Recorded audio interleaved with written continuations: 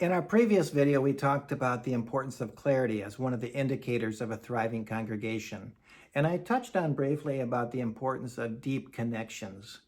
And I want to specifically emphasize that one because relationships do matter. And not only do we need to be clear about our process for how we're going to deepen those relationships, but we actually need to have some basic tools to go deeper. Because deepening connections is the second key indicator of a thriving congregation. But what I want you to think about in this context is how do we move people from what I call superficial conversations, and we want to go deeper with them, that we actually know more than just their name.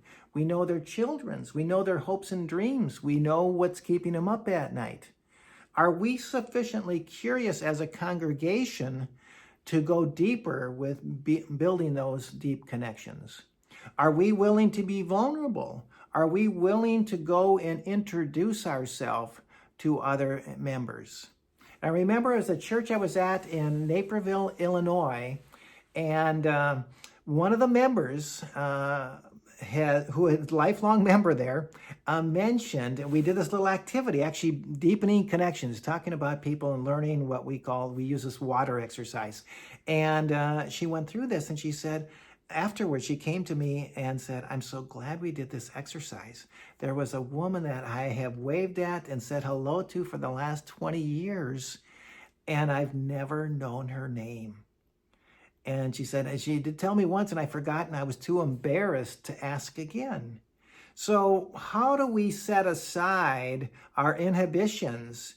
And when we say we don't remember a person's name, can we just simply say, I'm Jim Ledoux, and I don't remember your name. Could you refresh me on that? And don't worry about whether they're a member or non-member, but simply, I don't believe I've had a chance to meet you. Or if we have, I've forgotten. So how do you take it to the next step? But we have to take the risk. And maybe this is one of those small steps for people where we challenge them, start learning to introduce yourself, not just at church, but do it with your coworkers. Do it when you're on the bus, commuting to work, whatever it is. Think about how you're taking the first step to introduce yourself and build a relationship, and how that would change your congregation if everyone understood themselves as part of the hospitality team and took the initiative for introducing themselves and befriending them and asking curious questions that moves them beyond superficial conversations. So think about the importance of deepening connections.